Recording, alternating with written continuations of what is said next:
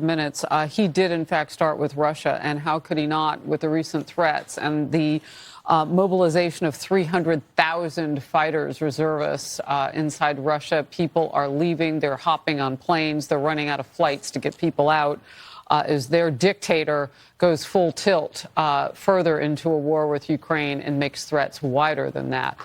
We're back now with Nikki Haley, former United Nations ambassador and former governor of South Carolina. The question of the day with regard to Russia, Ambassador, did President Biden say anything to dissuade Putin from going nuclear and going further into killer mode? Well, I think what he did was it was he came out strongly against Russia. He called them out for the comments that they're saying. He called them out for the actions they've taken against Ukraine. It was strong words. Now he's got to follow with strong actions. Get with NATO. Make sure that you're sending anti-drone equipment. Make sure you're getting the equipment. We don't need to send blank checks to Ukraine. You need to make sure they have the ability to defend themselves. What he didn't do, which I wish he would have gone further, is call out the countries that are helping Russia.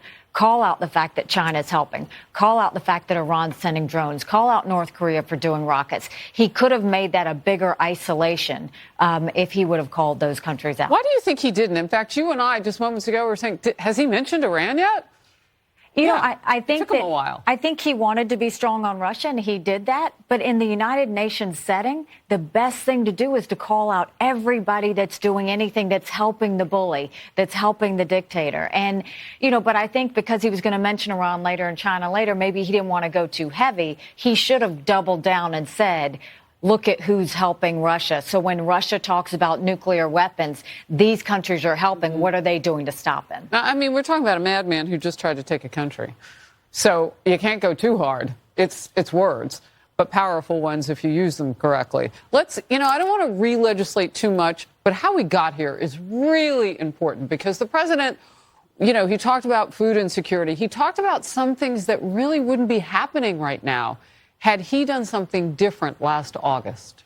None of this would have happened had we not had the debacle in Afghanistan. None of these threats around the world would have happened. But when you go and you show weakness, the enemies see an opportunity. It wasn't just Afghanistan. It was the fact that when Russia hacked the pipeline and the food processing plant, they didn't do that to destabilize us. They did it to see what we would do. We didn't do anything. The idea that he's falling all over himself to get into the Iran deal, it is literally unbelievable to me that you have had Iran do strikes on American soldiers in Syria. You've red-listed, multiple of us are red-listed with Iran, assassination attempts to Americans, and Biden granted Raisi visa to come give a speech at the United Nations. Why?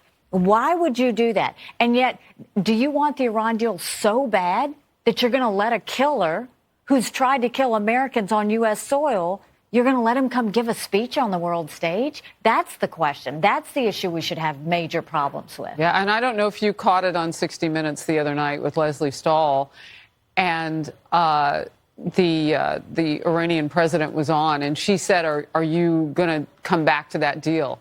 And he said, well, I don't like what they're doing. So there's nothing promised. I mean, Biden could go through hoops. He could do all sorts of things and maybe not get that back. Well, and Iran doesn't want the inspections to stop. They don't want the International Atomic Energy to continue investigating the fact that they haven't followed any rules up until now. It would be catastrophic for us to get back into the Iran deal. We have breaking news right now.